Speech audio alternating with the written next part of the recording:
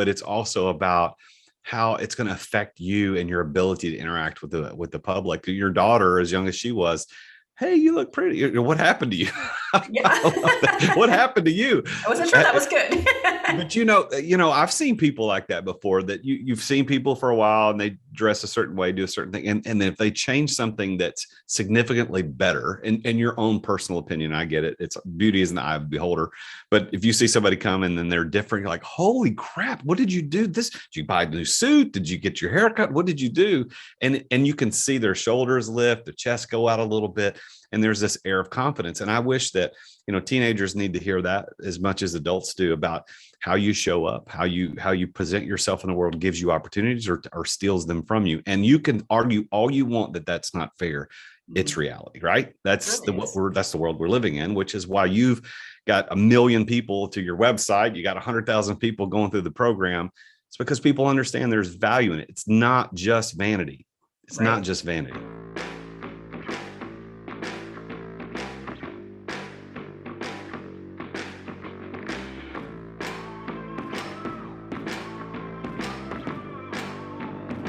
In today's ultra-competitive business world, being a successful entrepreneur or business owner can be very challenging. Fortunately, contemporary times have blessed us with resources for tackling those challenges and getting us to success more quickly than we could have imagined. Welcome to The Root of All Success with the real Jason Duncan, a podcast that explores how the world's most powerful entrepreneurs grow incredible companies. This podcast looks at the 5 keys to unlocking success as an entrepreneur. A successful educator turned entrepreneur, Jason's mission is to use his gifts of teaching and leadership to help others get the results they want out of life. Join Jason every week and learn the keys to grow a truly successful business. Welcome back to another episode of The Root of All Success. I'm the real Jason Duncan. Thank you for tuning in. Thank you for listening. No matter if you're driving to work, you're out walking the dog, you're on the treadmill, or you're just sitting at home eating some ice cream, whatever it is that you're doing, thank you for tuning in and listening or watching. We're on YouTube too. You can go to youtube.com/The Real Jason Duncan, and you can watch this. And especially for today's episode, because I've got a style queen on the show, Alison Lumbatis, whom I will introduce formally here in just a moment. But she lives up to her brand. Beautiful woman, very nicely dressed. You want to see what she does and how you can be as stylish as she is. So go watch this on YouTube if you're not doing that. And if you're listening on any of the podcast players, I want to say thanks to the C-Suite Radio Network for helping us get syndicated. We've got a couple of sponsors that they help bring to our show, which you'll hear about later in the show. But thank you for being here. And if you haven't subscribed, please go do that. That really does help our show get more exposure so more people can listen and I can get better quality guests on the show. So just make sure you do that. And if you haven't left that 5-star review, I don't know every podcast you listen to, the host asks you to do that, but I'm honestly asking you to do it. It's the beginning of a new year. I'm in my 2nd year of podcasting now, and I would really appreciate if you go add to our 5-star reviews. We only have 5-star reviews so far, and it's to you that I am very grateful for making that happen. So thank you for doing that. It does mean a lot. So let me go ahead and introduce to you our guest for today. Alison Lumbatis is an empowerment influencer. She's going to talk about how you can get empowered through style. We're going to talk about that. She's an entrepreneur. She's a best-selling author. And she's attracted an audience of millions to her website, the Get Your Pretty On website, which we'll talk about in the show. Her website also has served over 100,000 members in the Outfit Formula's personal styling system, which we're going to talk about today on the show. As you're going to share stories of how she's helped women get this outfit formula and completely change their outlook on life, how people perceive them, how they're able to show up in their jobs, to get promotions, to be recognized, to do better work, just feeling better about themselves. But Alison is a thought leader in the personal style and confidence arena. She empowers women and business leaders to show up as the best version of themselves in order to make a bigger impact. She's been featured in Forbes and Business Insider, Yahoo Finance, Redbook, Life and Style. This lady has an amazing story, and it's all happened in a relatively short amount of time, just over the last 10 years or so. And you're going to hear about how she just transitioned from corporate world to blogger to fashion empire. And you're going to hear about that today on the show. So Please welcome today's guest, Alison Lumbatis. Well, Alison, welcome to the show. I'm so glad you're here. Thanks for having me. Well, I love how networks of people help us know new people. And we pre-show when we were getting ready for this, it was like, hey, tell me how we got connected again. And we have a mutual friend who's a Texan and transferred to Tennessee now, where I live, but who introduced us. And so, I always say your network is your net worth, and I'm getting to meet people like you. So I love getting connected with people and figuring out how we got connected. So, but thank you again for being on the show. I'm anxious to hear about your story. I love interviewing successful people in general, but unfortunately, I don't have a ton of females on the show. And so when I get a successful female entrepreneur on the show, I'm excited because I think the audience wants to know, okay, women can do this too. Absolutely. And they are doing it better than us, the guys, in so many different ways. So how did you get your start as an entrepreneur? Honestly, I call this my accidental business because I really started Get Your Pretty On from a place of where I was not feeling good about myself. I had been working from home for a few years, and I was looking for a creative outlet, and I started blogging, and I would love to say the rest is history, but we all know it did not go that smoothly. But I started my blog back in 2012 when I was a telecom engineer, and really it's just kind of grown from that space of me fulfilling a need that I had for myself into helping, hundreds of thousands of women worldwide get dressed every single day, from sharing just the basic fundamentals of putting an outfit together way back then. So have you always had a flash of style? That's kind of like as a little girl, were you always the one who dressed up a little bit more than the friends and stuff, or did that come later in life? No, that came later in life. I was a little girl playing in the mud by the river. So this is like total departure. And I think that, a lot of the success has to do with that. I never felt like I was fashionable. I didn't feel like I was intimidated by style, to be quite honest. I would walk into a store, I didn't know what to wear. And just by being really honest and authentic about my own fashion struggles, that's where I found my audience and where I was able to meet them in their struggles too, by not being the expert, but by being the person that was just 1 to 2 steps ahead of where they were on their style journeys as well. So how did you develop that sense of style? Do you remember when you noticed another person who was very stylish, you're like, I want to be like that? What developed that sense for you? I really think it was experimental. And when I was in corporate America, working as an engineer, I had that figured out. I had it nailed. I had the blouse, the pencil skirts, the high heels, and I felt like I had a uniform that worked for my personality, that worked for my lifestyle. But what I struggled with was getting dressed after work and on the weekends. And I had no idea what to wear for those types of things. So I would just default to throwing on, the yoga pants, the sweatshirt, the comfy clothes. And what I found is when I started working from home, those were the things I was defaulting to. And it was great at first. I'm sure a lot of people can relate to that throughout the pandemic when we were just wearing our athleisure clothes and feeling great in our comfy sweats and everything. But it starts to take a toll after a while. It really started to affect my motivation, my ambition, and the way that I was showing up in the world. And that's when I realized I really need to kind of reinvent my wardrobe. This is not working for me anymore. I can't wear those pencil skirts and blouses and heels that are in my closet, but I also don't want to spend all of my time in yoga pants and sweatpants. So that's when I really started to rebuild my wardrobe, really keeping track of the basic items that most women needed to have in their closets and creating a framework or a system out of getting dressed every day. And I think that was my sweet spot, was just taking something that seemed very overwhelming and intimidating and simplifying that into a system or a process that any woman could use to rebuild her own closet too. There's all these types of questions about, are salespeople born or are they made? Are leaders born or are they made? Are entrepreneurs born or are they made? What is your opinion about style? Like having a sense of style. Are people born with it? Are they made? Are they made? Like what do you think? I think style is a skill that anybody can learn, honestly. Yes, there are people that are super creative that really know their personal style very well. And I believe that we all kind of get those little clues throughout life. As a teenager, I always tended toward things that were more classic. And I loved trends, but I wasn't like a super trendy or edgy person. I just really would gravitate toward the classics. And that was just kind of part of my personality.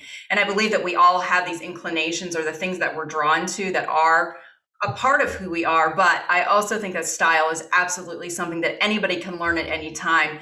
And, even working with a stylist to come into your closet to help you figure out what your sense of personal style is, or to ask you the right questions or walk you through the right steps to do that.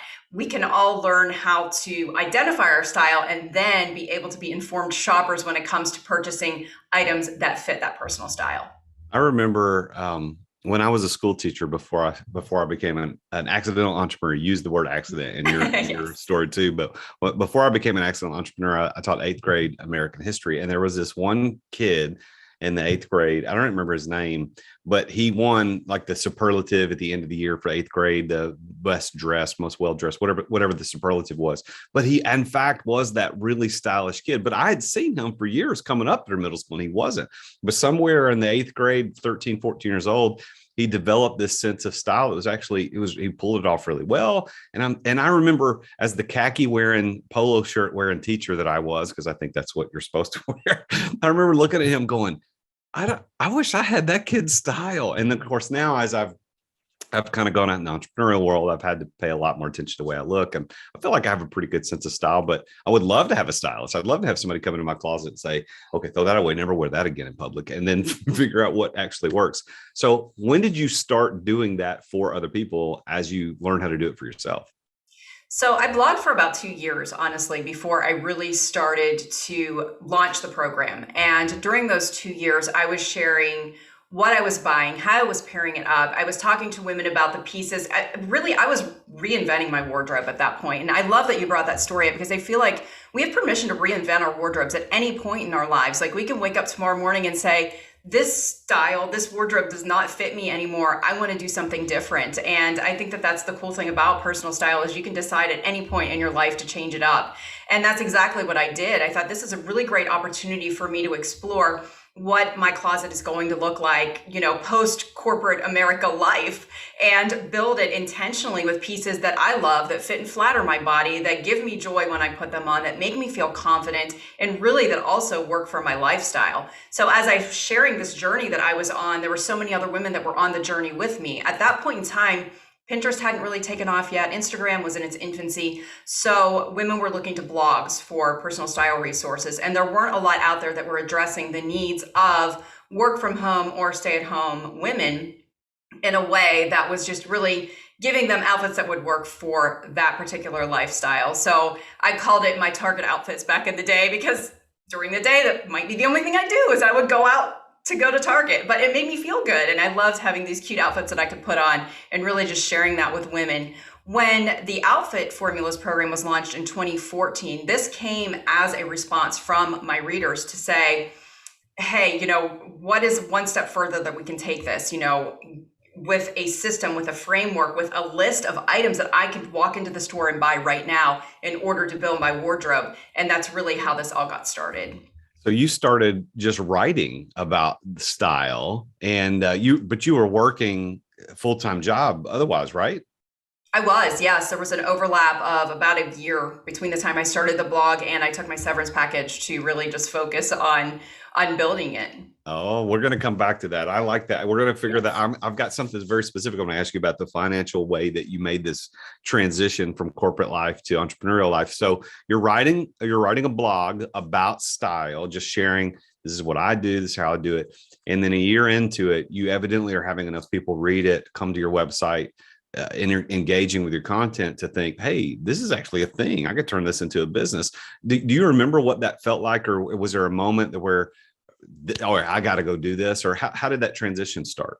We talked a little bit, we touched on this a little bit about being an accidental entrepreneur. This was truly an accidental business for me. I started it as a hobby, as something that was a creative outlet that I love doing. But throughout the course of being in corporate America for 14 years, I dabbled in some other things. I would sit in my beige cubicle feeling like the square peg in the round hole and wondering if there was something more for me. So I did play around with, 2 other online businesses, and I always would build things to the point where it was really getting close to me being able to walk away, but not quite there. So I didn't get there, but I learned a lot of lessons in running those businesses that I was able to apply when it came time to do this. So I had been blogging for about a year.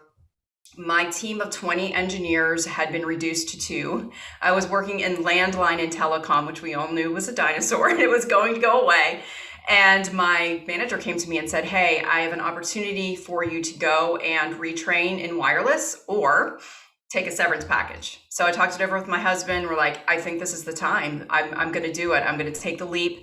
So I had about 6 months of severance and was able to stretch that to a year. But when I got to the end of that year, I still was not making money at blogging. And that's when I sent out a survey to my readers and I said, what can I do for you that is going to take this to the next level? What's something that you would be willing to pay for?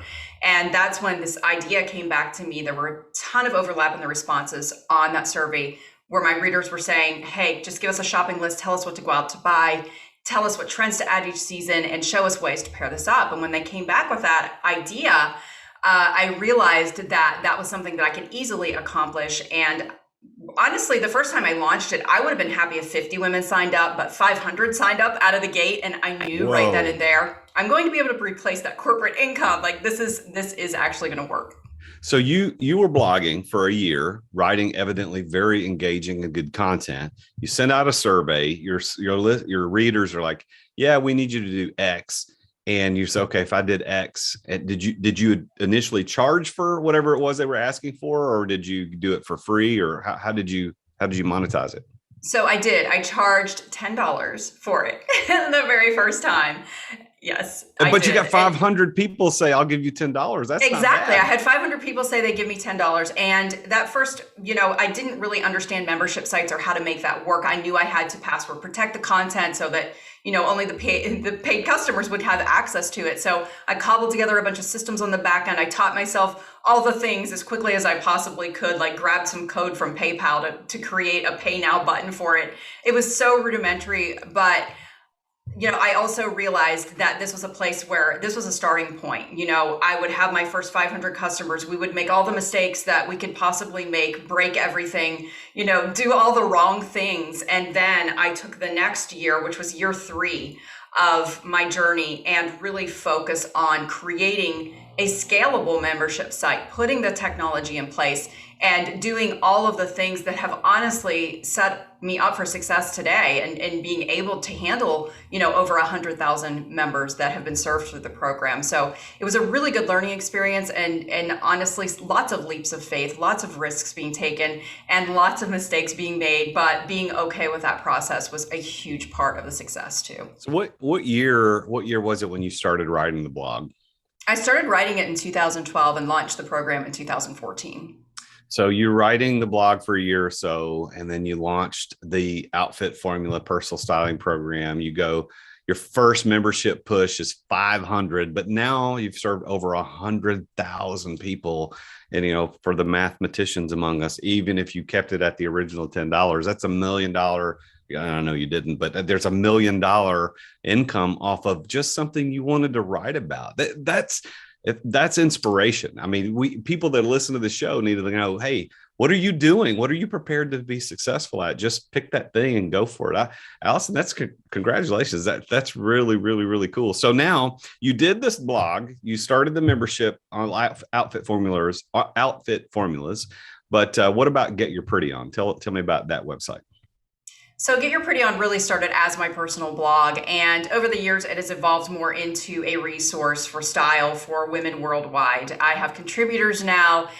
We are in the process of actually turning that into more of a lifestyle website. So we've got recipes and decor and style and beauty and all of the things that women are really wanting more resources for, but we're doing it in a way that, again, it's really about that ease and giving them simple, easy steps to take. We find that there's a lot of overlap between the Get Your Pretty On audience and meal planning audiences because it's attracting women who want something that feels overwhelming and simplifies it. Decision fatigue is real. We make like 35,000 decisions a day. So I want to make that process as easy as possible for women, especially moms. I'm a mom of 3, running a business and getting dressed and planning the meals and all the things that come along with that are overwhelming at times. So the more that I can break things down into systems and make them processes for other women, the better. So that's really where Get Your Pretty On is at this time. And I want to mention something else that I think is really important about the journey. that I blogged for 2 years without making any money on that site. And that is why when I launched the program, 500 women signed up because they knew me, they trusted me. And if you're out there right now, you're not seeing the results and you feel like, you're putting a lot of time and effort and energy into something and it's just not panning out, that magic is happening there. Sometimes you just really have to trust it and keep serving your audience. And when you launch something, guess what? They're going to end up buying it from you. Well, that is very good advice. So my question, a couple of questions on that. Do you only help women with their style, or are men involved in this as well? So men are also involved, some of them reluctantly, I will admit, because our target market is women. So women are out there shopping for their husbands, right? They've been asking me for years, can you please just create a course so we can help our husbands, buy fashionable jeans or whatever the case may be, reinvent his wardrobe or help him with his work clothes. So I have created several capsules for men since I'm getting overwhelming, all of these women that are asking for this advice and resources. So yes, we do serve men, but primarily through women. You got to have the Get Your Handsome On. That's what you need next. Get Your Handsome On. It's a new blog. It's a new product from Alison Lumbatis. You got to go check it out. I love it. Yes. I think that would be great. I think what you just described is one of the things that I coach my clients on in business is that you have to offload the decisions that you don't need to be making, that are decisions that are just clogging up I call them open cycles. You've got these open cycles about what to wear, how to wear, what to eat, how to eat. And I think what you said was interesting. You discovered that the meal planning public is also going to be the people that want the outfit planning and outfit styling, because they're offloading decisions. My wife has done the meal planning thing and to some degrees of success, but it's an offloaded decision. It's a decision we used to have to make, go to the grocery store and buy food. Well, now the box just shows up, or we know now what to buy. Same thing with style. I think if a lot of people would use your service, I don't have to think about it anymore. Alison and her team tells me, this is what I need to buy. This is how I need to wear it. Do you actually send clothes to them, or do you only say these are the types of outfits or things or ensembles you need to buy at X stores? So we don't send clothes to them, and that's actually kind of our secret sauce, if I'm being honest. A lot of women want to do outfit formulas because it is an alternative to the boxes of clothing that get sent to them. They don't have a lot of control over that. That may or may not suit their style. The quality may or may not be there. The pricing's a little bit high on those items. So they would rather have me come and say, hey, just go out and buy these items in the store. Here's a shopping list of pieces. Check anything off that you already have in your closet, and then intentionally fill in the blanks on this list at the stores that you're already shopping at that you already love. So that gives them a little bit more freedom. It gives them more choices. It also allows them to not constantly be, a consumer and buying more and more and more. It's more of this less is more theory of, let's get these pieces in our closet that we can reuse over and over again. So some classic basic items, and then intentionally shop with a purpose with your list and add in the items on that list that you need to create the outfits. Then I send them the outfit formula, which they get either on our app or in their email every single day. Pull that up, know that they already have all of those pieces in their closet and are able to create the outfit of the day from the items that they have. That's very, very clever. That is all from just blogging about the need to be stylish from a little girl who used to play in the mud down by the river. Yes. It's turned out pretty well. And for those of you who are not watching this right now on YouTube, you're just listening, you got to go look at the YouTube. This lady is absolutely everything she teaches. You got to see it. She's dressed very nicely, and I bet she did the outfit formula. She probably did that because she invented it. I practice what I preach. It makes my life easier too, to be quite honest. I don't have to think about it. I just look at the outfit formula of the day, put it on, and go on with my life. Well, I did see that you did a Good Morning Texas a few years back, and you did this makeover with these ladies who were just either working from home or stay at home moms, and that spent their time in yoga pants and sweatpants at home all the time. And you took them, and there were some pretty significant changes. And this was just, you didn't get into the details in the YouTube video that I watched, but that was probably just happened in a few hours there at the studio, I can imagine. But you absolutely did a great job, because some of those ladies nobody probably ever give a second look at. But now that you got them dressed up, holy cow, that's a classy looking lady. It's a nice looking woman, or she's a businesswoman, depending on what style you're going for. So you actually do know a lot about what you're doing, and you can see it. I mean, unless you're blind, you can tell that you're doing a really, really good job. Do you want to do more of that, like TV specials and internet specials? Is that what you're aiming for? I mean, absolutely. I love to be able to just get the Alpha Formulas message out there. And I love what you touched on is how those women transformed, and you can see it from the inside out, just the confidence that comes with showing up as the best version of yourself. And a lot of us just kind of give up on ourselves after a while. You know, sometimes we're busy moms, or we get caught up in life and we just start to focus on other people and not on ourselves. But you know, there are numerous studies out there that show that the way we show up in the world affects our self-efficacy, our self-esteem, our self-confidence, and what we end up going after. And I've seen this over and over again in the program. Women who will come to me and say, my relationships have improved, or I just got promoted at work, or I decided to go back to college and finish my degree, or I embarked on a health and wellness journey because of taking this one small step. And that's what it was for me. It was that one step out of my yoga pants rut to getting dressed in an outfit that made me feel good, that has led to an entrepreneurial journey, honestly, that I never even could have dreamed of. So I just think that that's really the power of getting dressed and feeling great in your clothes and great about your appearance. It's about the way that you show up in the world too. I want to touch on that actually, and it's not really about the nature of the show, generally speaking, but because you're a subject matter expert in this, I want to ask you because I'm just curious.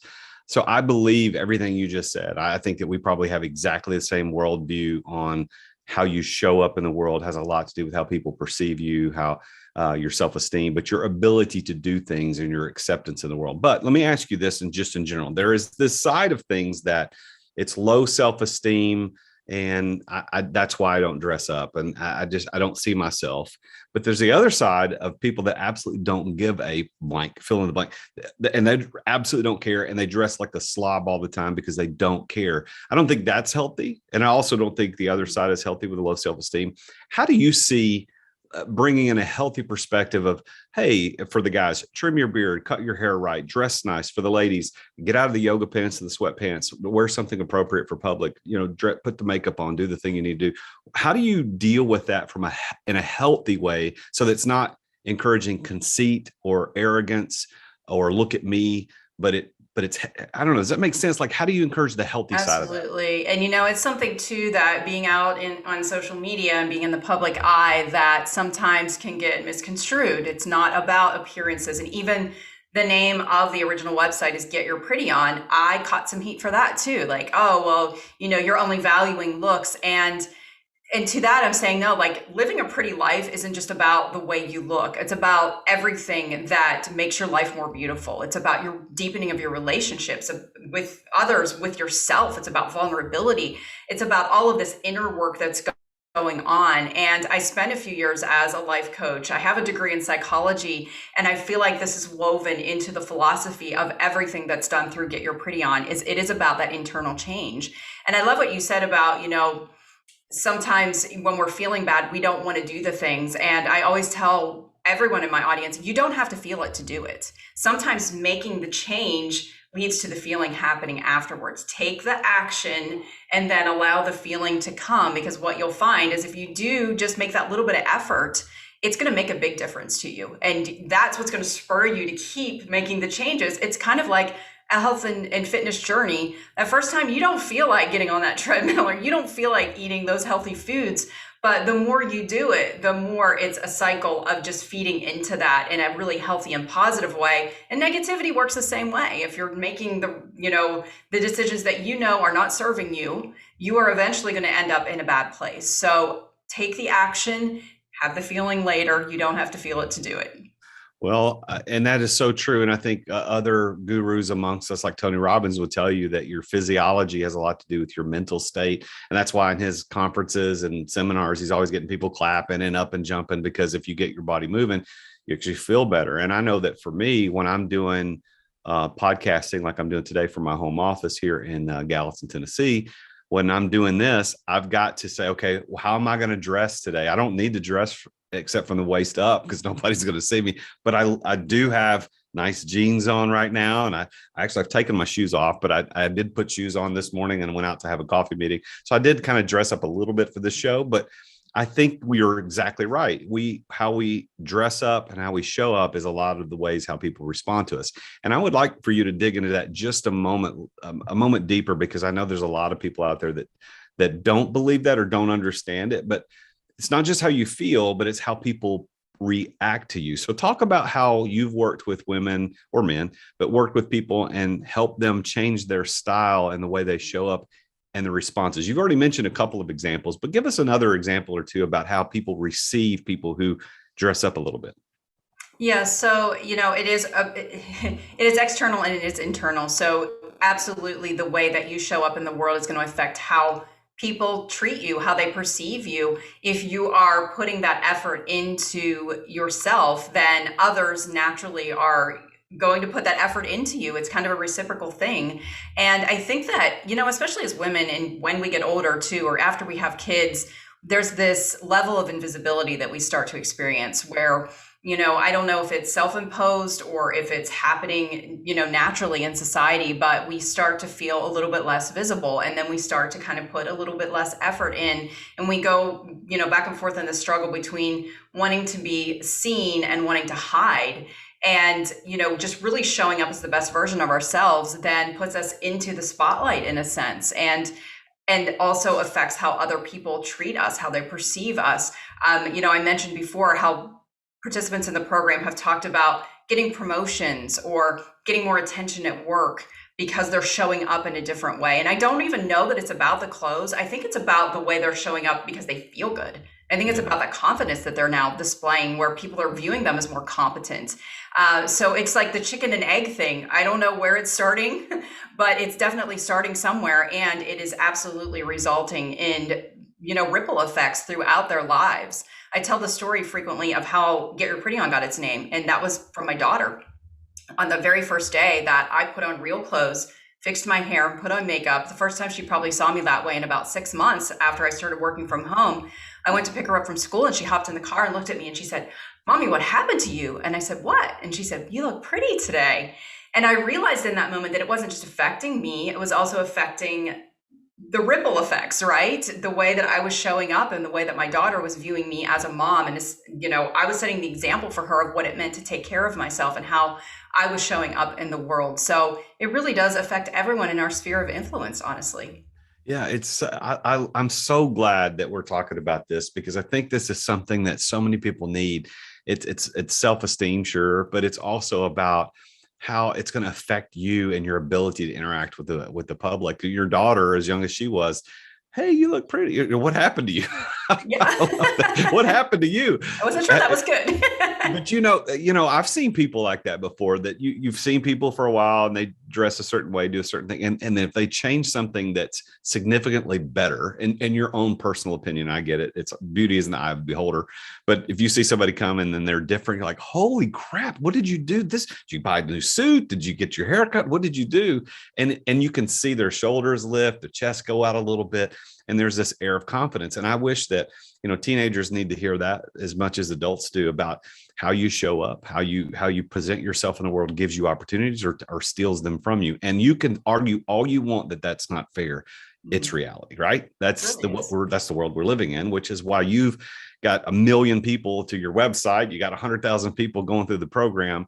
It's because people understand there's value in it. It's not just vanity. It's not just vanity. I bet you get haters all the time on that stuff, don't you? On the vanity side.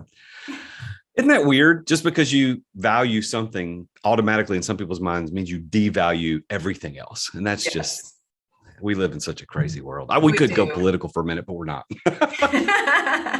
Well, let me do this. I'm kind of shift gears a little bit into kind of the core part of the show now that we heard your story a little bit. And the show is called The Root of All Success. And I want to get to the root of your success and how you were able to grow into such a successful brand, a successful, powerful female entrepreneur, a successful entrepreneur. Forget sex or gender. Like, you're just a successful entrepreneur. But let me ask this first. How, Alison, do you define the word success? For me, I've been really thinking about this a lot lately, because once you kind of get to a certain level, then it's not about the money anymore. And it's not about, notoriety. I really have had to sit back and think about what is enoughness for me? What is success for me? And honestly, it comes back to what I wanted to accomplish when I started this back in, 2014, when I started to monetize the business. It was to have time and financial freedom to spend with my family. And I have that in spades now. So once you get to that point and you realize that, then it becomes about impact. And now for me, it is about impact. It is about changing women's lives. It is about them showing up as the most confident version of themselves because they are making a difference in the world by doing that. So for me, that's what success is. It's that time and financial freedom to be with my family fully and be present. And it's also about making that bigger impact too. So with that as a definition, do you consider yourself a successful person? Absolutely, yes. I love it. I love the confidence in that. And see, when we get clear on what success means, we know if we have it or not. I mean, so true. You got clear on what it meant for you. And once you got it, I mean, I'm sure your family likes that because you've got that freedom, that time, that money, the control over what you want to accomplish. So congratulations. That's amazing. Thank you. So here's what I've discovered, Alison, and the listeners are very familiar with my line of questioning because this is what I talk about every time. But I have over the years discovered that there are these 5 keys that help entrepreneurs unlock success, and they are almost universal to down to the absolute every human being I talk to who's a successful entrepreneur happens. Now, I've not met one yet where it absolutely didn't show up, but obviously people have different perspectives of how much that influenced their success. But I would like to go through those with you and see if they are present in your story. Now, I've been listening and I've been paying attention with my ears to listen through my lens of success keys. But I want to ask you about these 5. So the first one is that of passion.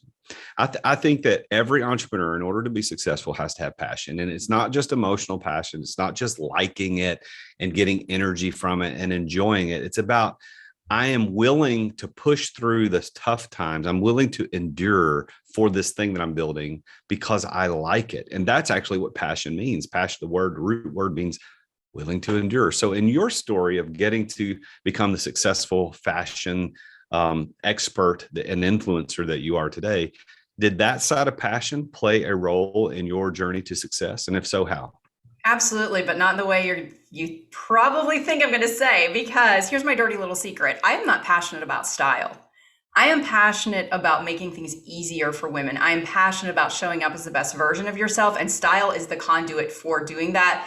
But absolutely, I think if you lose your passion for something, it's hard to get out of bed in the morning. I think one of the things that really struck me when I started to stumble down this path of style was that I felt pulled out of bed in the morning, which was something I did not feel ever in my job in corporate America. I was dragging myself through the day. But every single day of this entrepreneurial journey, I have felt pulled into my day. And it's such a difference and such an amazing feeling when you're invigorated about starting something and really just sustaining that passion through the years. You have to love what you're doing. Well, and I love that you say you're not passionate about style, because I know that a lot of people are probably asking themselves that question when I ask about passion. It's like, well, I'm not passionate about X, Y, or Z, whatever it is they do. I started a LED lighting company back in 2010, and I was never passionate about lights. Still am not today, but I was very successful in it because I was passionate about the things around it. I was willing to endure because I was building something for my family and for my employees. And I love that you admit that. And I think that's why you connect so well with your audience, is because they know that you're not putting on a show. You're doing this for a greater cause than just to look pretty. It's more than just looking pretty. It's the benefits that come from that, about how you feel and how you connect with the world. The second key, Alison, is that of being at the right place at the right time. And I find that almost inevitably every entrepreneur can point to either one or two places they were at the specific time that said, had I not been here, I probably wouldn't have done what I did. And it sounds to me like your right place, right time was a technology related time, because you were in an industry that was on a decline, and there was this opportunity to change. And you said, I don't want to change. I'm going to do this other thing. So I may be reading into that, but what do you think about right place, right time and the key to your success? Absolutely. I definitely can see that being one of those decision points. And there had been so many rifts in my company before that particular one. But at that point in time, I had been blogging for 6 months. I felt like I had an exit strategy. for the first time. So that's, that opportunity presented itself. I would also say being in the right place at the right time, blogging when I started in 2012 was a great medium for building community, for getting to know other women. The community took place in the comments. It wasn't taking place on social media back then. So really just starting my own resource, having my own website and owning my community in that space was a huge part of the success too.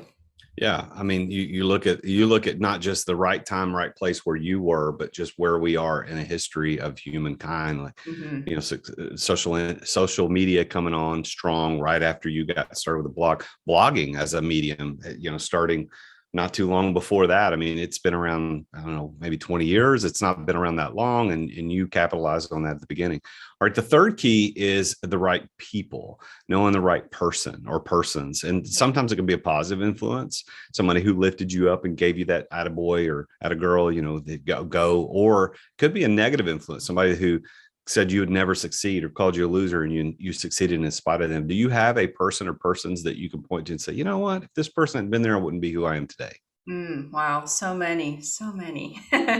Most I always think back, the people that saw potential in me before I saw it in myself are the ones that really just spurred me on this journey of, just kind of seeing that potential, whether it's a high school teacher or a professor that I had in college, or, a manager that I had along the way. But those people who did see that potential in me, that gave me the confidence to step out on my own and to be able to do this. And there have been so many people since the start of this journey alone that have done that have come alongside me and said, this is what you're doing here is amazing. I think that sometimes, especially as women, we have imposter syndrome when we start businesses.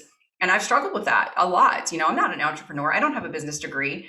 This is all something that I'm self-taught in, but having other entrepreneurs that have come in and said, you have built an amazing business here. This was not by accident. You've done the work, you've put in the effort, you've learned what you needed to learn, and you still continue to do that. That is a huge testimony to, your entrepreneurial skills. And although there are many, many people, I will just lump them into like those that have seen the potential.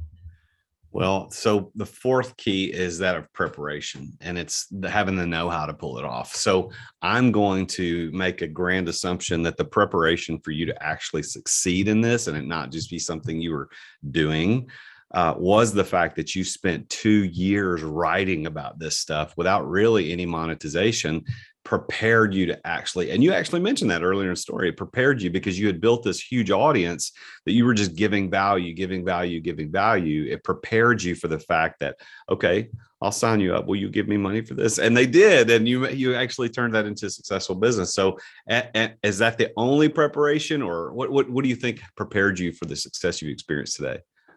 Blogging all really came down to writing and authentically writing, if I'm being honest, like sharing vulnerably that I don't know everything. I'm not an expert. I just launched, I released my first book in September of last year. And, when I start, the very first intro in my book is, I am not a stylist. I am not an expert, like being really honest with people up front about that. I think that was a huge part of them trusting me and having that transparency and that authenticity. So I've been a writer since I was a teenager, and really just taking those writing skills and being able to apply them to blogging was a huge part of this success as well.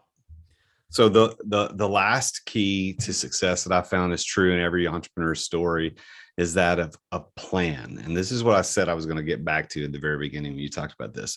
And what I mean by plan is not a business plan, although that might have some impact on your ability to succeed. Most entrepreneurs say, yeah, I didn't have a written business plan. But what I mean is the financial resources at your disposal to become successful, to launch the thing. And so you said, I decided to take the severance and make a go at this.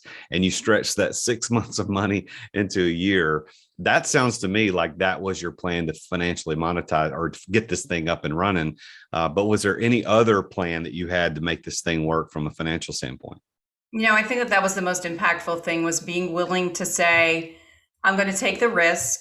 And also having that fire lit under me of knowing that I had a year to figure this out. That was a huge part of really launching the program probably before I was ready. Sometimes we have to do things before we're ready, and that's, it's just part of the learning. But yes, I think that was really the key to making this work financially. And all along, just reinvesting in the business, taking that first year, it would have been easy to say, I doubled where I wanted to be.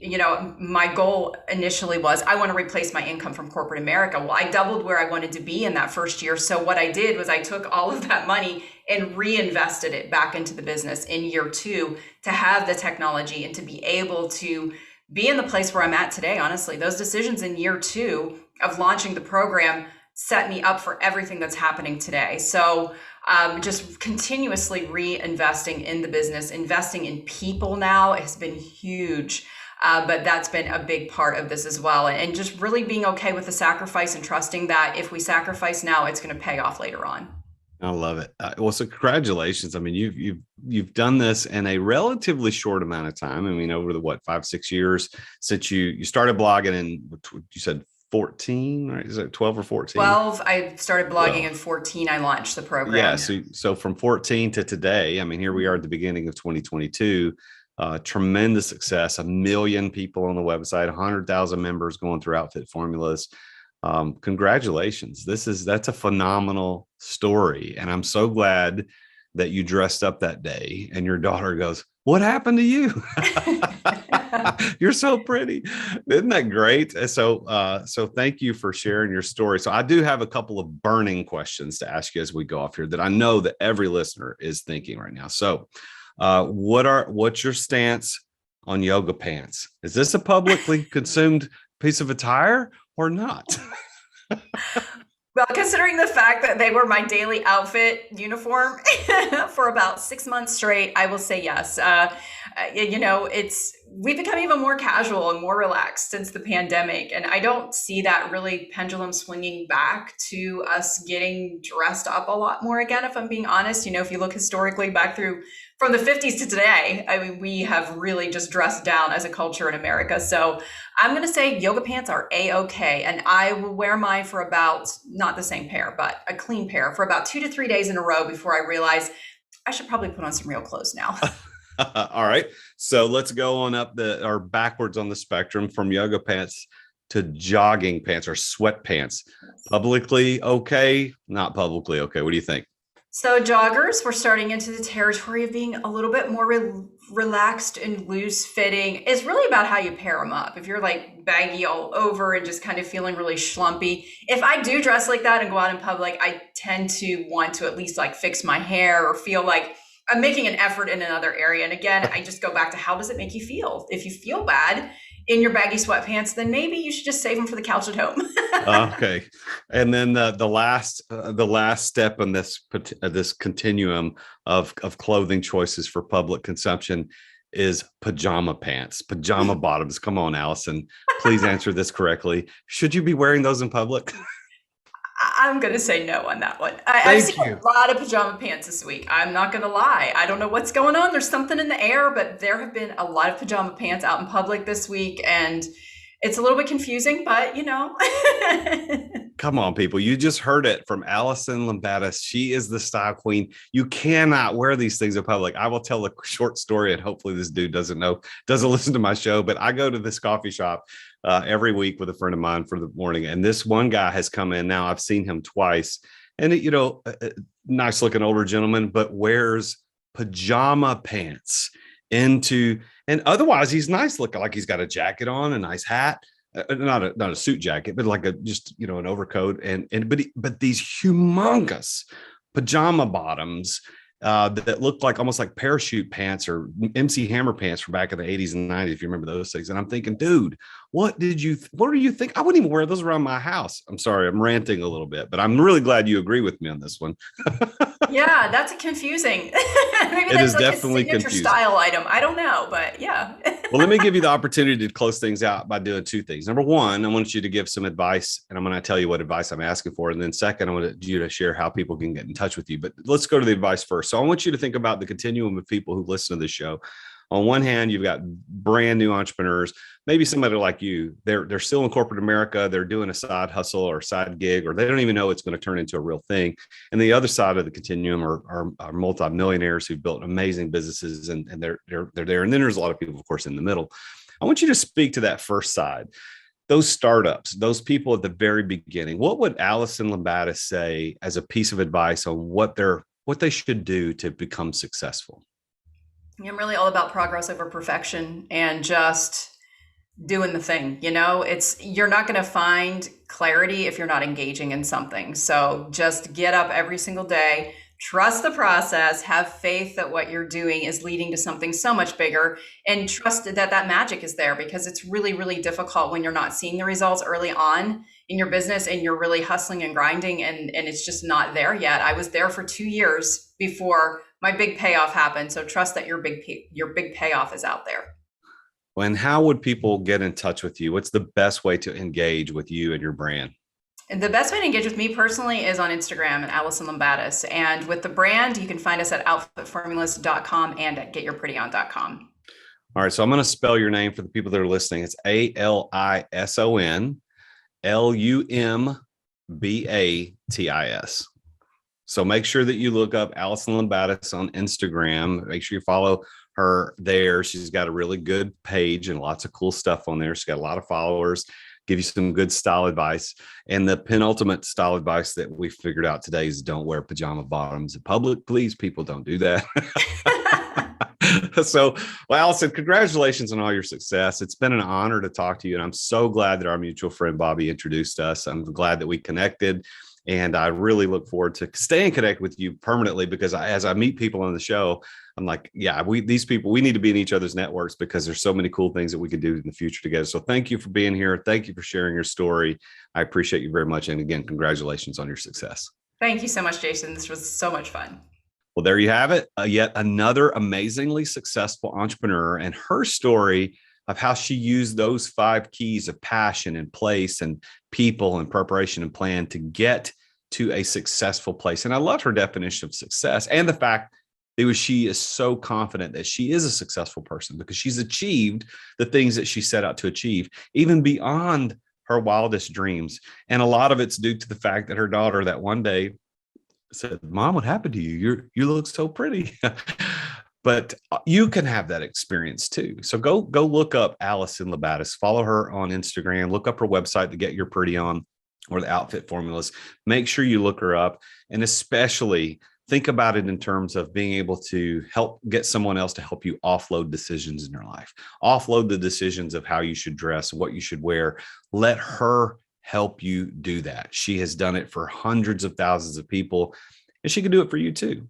So now let me talk business for just a second. Now, because you listen to the show frequently, that I'm kind of the exit guy. I coach people on how to exit their businesses without exiting.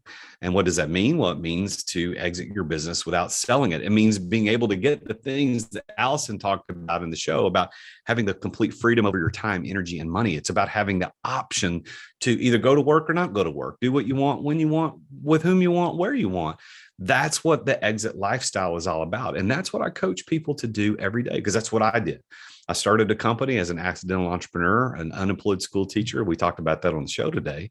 And I turned that into a multi-million-dollar company. Then 7 years into it, I decided, you know what? I want to exit daily operations. And I designed a system that allowed me to retain ownership, but walk away from daily operations, still get the tax benefits, still get the financial benefits, still get those things that we want as business owners, yet not have to be there every single day to manage that business.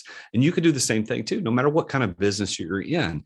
And that leaves you options to go out and start other companies like I have done, or to go on mission trips, or to invest more time at volunteering in the community, or just spend more time at home or traveling or with your family, whatever it is that you want to do. Exit without exiting, that formula can get you that exit lifestyle. If you want to know how to do that, I want to invite you to join my next Exit Accelerator. This is a group coaching cohort model that I run for 12 weeks for 12 entrepreneurs at a time. And I do live coaching with you to show you the 4 steps that I took to exit a very successful business without selling it to a third party. Now, you may be saying, Jason, I'm not going to exit. I don't want to exit. I love my business. That's fine. But don't you want the option? Don't you want the option to be able to step away whenever you want? Don't you want the options to be able to go traveling when you want to travel? Yes, you do. And that's what this exit accelerator will help you do. It just accelerates the exit. You don't have to do it as fast as I did or as quick as other people have done it. You may want to take years to make that happen, but I will show you the formula to get it done faster than you would have been able to do it on your own. Now, how do you want to engage with this? You go to exitwithoutexiting.com. Go to exitwithoutexiting.com and you can enroll in the next exit accelerator, and you can learn the 4 steps to living the exit lifestyle. Well, thank you for tuning in. Tune in again next time when I talk with yet another very successful entrepreneur about his or her journey to success and how they did it with these 5 keys of success that we talk about all the time here.